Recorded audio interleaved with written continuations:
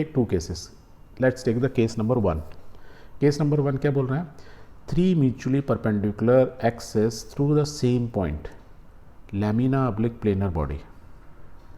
कहने का मतलब कि परपेंडिकुलर एक्सेस थ्योरम वहाँ अप्लीकेबल होती है, पहली चीज़ कि वो बॉडी हो लैमिनर हो, इतनी पतली शीट से बनी हो, बिल्कुल लैमिनर पतली सी हो. पहला, प्लेनर बॉडी हो, प्लेन हो, ऐसी नहीं टेढ़ी मेढ़ी हो, शीट से बनी हो पर ऐसे टेढ़ी मेढ़ी भी हो सकती हैं, वो नहीं हो.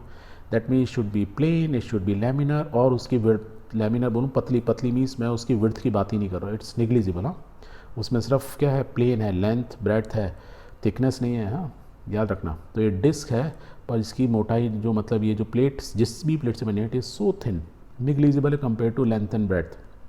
ओके. सेकंड क्या बोला? परपेंडिकुलर एक्सेस थ्योरम वहाँ चलती है about those axes which are perpendicular to each other, x axes, y axes, z axes making 90 degree with each other. This is second equation. Second चीज़ तो हम बोल सकते हैं there are few conditions, 3 condition important थी. First condition, body must be 2D lamina. 2D मतलब 2D है, 3D नहीं है. That means there is no width. Lamina बोलते हैं मीन्स इट इज़ पतली सी प्लेट से बना हुआ है, प्लेन है, प्लानर है. First condition. सेकंड हमने अभी क्या सीखी थी? All 3 axis passes through the same point, same point से सारी एक्सेस पास हो रही हैं.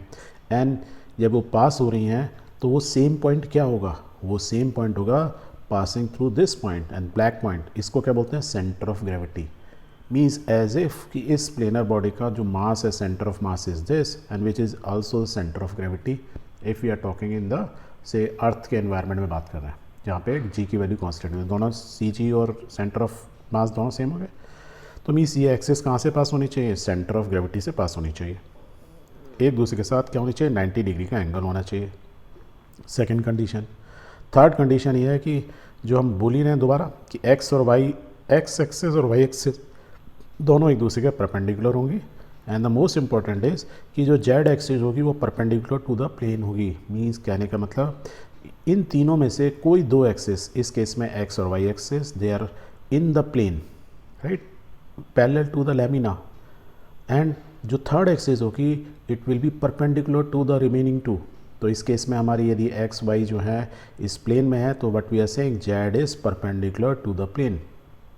तो ये कंडीशन यदि सेटिस्फाइड होगी तो परपेंडिकुलर एक्सेस जो होगी थ्योरम वो एप्लीकेबल होगी. अब यदि मोमेंट ऑफ इनर्शिया अबाउट, यदि मैं एक्स एक्सेस बोलूँ कि एक्स एक्सेस के अबाउट यदि इस डिस्क को, ये सॉलिड डिस्क है, रोटेट कर रही है, what will be the moment of inertia. और अभी हमने क्या सीखा था? Moment of inertia I X along X axis is mr²/4. Exactly same way में तो मैं यदि वाई एक्सेस बोलूँगा विच इज़ एग्जैक्टली सेम होगी क्योंकि देर इज़ नो डिफरेंस, तो इट विल बी mr²/4. और आई एक्स और आई वाई वो 2 एक्सेस जो प्लेनर में है उन दोनों का यदि मेरे को मोमेंट मालूम है, मोमेंट ऑफ इनर्शिया, और इस केस में इट इज़ सेम, तो जो वर्टिकल एक्सेस होगी वो सम ऑफ आई एक्स और आई वाई होगा. तो I can say I Z is equal to sum of I x plus I Y, moment of inertia का सम होगा. तो लेट्स सम इट. यहाँ पे mr²/4 प्लस mr²/4 इनको यदि ऐड कर लूँ तो it is how much? mr²/2. and this is moment of inertia about z axis which is perpendicular to this disk. और हमने अभी ये सीखा ही था थोड़ी देर पहले कि डिस्क का जो मोमेंट ऑफ इनर्शिया होता है वो हाफ ऑफ रिंग होता है mr²/2. याद हो रहा है, नहीं हो रहा है? थोड़ा कंफ्यूजिंग है पर 1-2 बार पढ़ोगे तो समझ में आ जाएगा. Okay. There is another case, case number 2, when axes are parallel shifted from each other.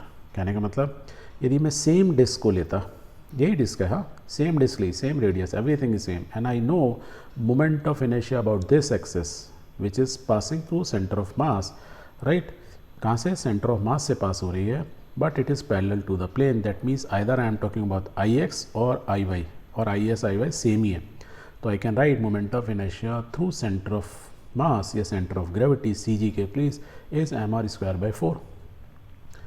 अब है ये क्या है? Axes are parallel. यदि मैं इस एक्सेस को शिफ्ट कर दूं, एक शिफ्ट कर रहा हूँ मीन्स ऐसे शिफ्ट कर रहा हूँ कि another axis which is parallel to the previous axis जिसका मोमेंट ऑफ इनर्शिया मुझे मालूम है, नाउ आई एम आस्किंग कि यदि मैंने इस जिस एक्सिस के बाद मेरे को मास उसका मोमेंट ऑफ इनर्शिया मालूम है, तो please tell me moment of inertia about this axis which is parallel to the first axis and there is a shift. मैंने कितना शिफ्ट किया? बाय डी अमाउंट से शिफ्ट किया।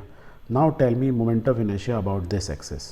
सो फार्मूला बहुत सिंपल होता है कि जो शिफ्ट मैंने कितना किया, यदि ये डिस्क है तो देखो ये तो रेडियस के बराबर होगा, तो I can say in this case shift D is equal to R, and if d is equal to r, so I will use the formula to find out moment of inertia about this axis like this: I is equal to the moment of inertia through center of mass, ये वाला पहले वाला, plus md square, m is the mass of the disk, d is the shift, और इस case में कितना है r, तो let's put it, तो I will write I in moment of inertia about center of mass तो मालूम है mr square by 4 plus M D square की जगह लिखूँगा M are square, because shift कितना किया मैंने आर के बराबर किया, तो ऐड कर लो भाई, ऐड कर लो कितना है 5/4 एम आर स्क्वायर। तो the moment of inertia about this axis which is parallel to the previous axis which is passing to centre of mass, तो उसका मोमेंट ऑफ इनर्शिया में उसमें क्या करते हैं एम डी स्क्वायर ऐड करते हैं, where D is the shift. इस केस में डी की वैल्यू आर है, तो आपको रटने की ज़रूरत नहीं है, बस आपको ये पैरेलल एक्सिस थ्योरम याद रखनी पड़ेगी।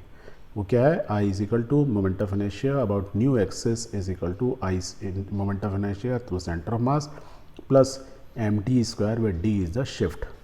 शिफ्ट मीन्स कितना दूर ले गए, कितना पैरेलली मैं दूर मूव कराया पहले एक्सिस से। I hope it is clear, very good. तो हम अभी तक ये क्या समझे? मोमेंट ऑफ इनर्शिया हम इस गए, there is a parallel axis theorem which is perpendicular axis theorem, I Z is equal to I x plus I y, and the parallel axis theorem I is equal to ICM, centre of mass के through moment of inertia plus M D square where D is the shift. Very good. अब कुछ formula को याद रखते हैं, और मैं आपको याद रखने का बहुत सिंपल तरीका बता रहा हूँ, राइट? आपको बहुत बार पूछा जाएगा मोमेंट ऑफ इनर्शिया निकालो। ये कुछ कॉमन शेप्स हैं। ये क्या है? रिंग के perpendicular to the axis centre of mass centre में ही होगा, वैसे ही ICM बोलूँ या आई बोलूँ, टू द परपेंडिकुलर एक्सिस क्या होता है एम आर स्क्वायर। और हमने क्या देखा था? इस रिंग को यदि मैं स्ट्रेच कर लेता हूँ तो it become a cylinder, hollow cylinder, तो मोमेंट ऑफ इनर्शिया इस एक्सिस के about it will B same, क्योंकि बस यही तो क्या हो, इसकी थिकनेस बढ़ गई, तो I is equal to m are square, it is still same. ये सेम वैसा ही है यदि मैं डिस्क को लूँ, डिस्क के सेंटर्स के थ्रू मेरे को मालूम है डिस्क का मोमेंट ऑफ इनर्शिया हाफ होता है इसका, तो ये तो मेरे को मालूम ही था। और इस डिस्क को यदि मैं पुल करूँ it become a solid cylinder, right? एक सॉलिड पाइप बोलो या सॉलिड रॉड बोलो, इसका मोमेंट ऑफ इनर्शिया बोलोगे वो क्या होगा? एक्जैक्टली सेम होगा एम आर स्क्वायर बाय 2। तो आपको एक याद है तो आप पुल करोगे तो आपको दूसरा अपने आप ही याद है। ओके, आपको तीसरा क्या मालूम था? Moment of inertia about another axis which is perpendicular the first axis क्या होता है? उसका आधा होता है। कैसे मालूम चला था हमको? इस परपेंडिकुलर थ्योरम से। तो वो क्या होगा? इसका एम आर स्क्वायर का आधा होगा। तो एक याद है तो आपको याद रखने की जरूरत नहीं है। एग्जैक्टली सेम है यदि मैं डिस्क को लेता हूँ तो इस एम आर स्क्वायर का बाय 2 का आधा, तो एम आर स्क्वायर बाय 4। यहाँ तक क्लियर? तो हमको सिर्फ एक फार्मूला याद रखना है, ये सब याद हो गए। बस हमको थ्योरम ये याद रखनी है, परपेंडिकुलर एक्सिस और पैरेलल एक्सिस थ्योरम। ओके, एक रॉड है, इसकी लेंथ L है, पर इस केस में इसका मास है पूरा, है 2 मास सेपरेट नहीं है, तो इसका मोमेंट ऑफ इनर्शिया क्या होगा? About vertical axis always. ये फार्मूला थोड़ा आपको याद रखना होगा। वैसे अब बड़ी क्लासेस में आओगे you can drive also, but अभी याद रखो क्या होता है? M L square by 12। क्या होगा? M L square by 12। This is a solid rod of length L। तो moment of inertia about the vertical axis की हम बात कर रहे हैं। फार्मूला याद है? ओके, याद रख लेना।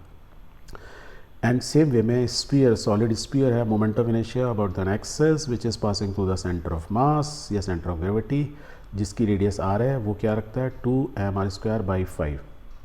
क्या हुआ है? 2m r square by 5। ये 2 फार्मूला आपको याद रखने होंगे। एक ये तो याद ही है, this is second, this is third. तो आपको कोई भी क्वेश्चंस आएंगे ना, मोस्ट ऑफ द क्वेश्चन का मोमेंट ऑफ इनर्शिया आपको रखने की जरूरत नहीं, इमीडिएटली आप बता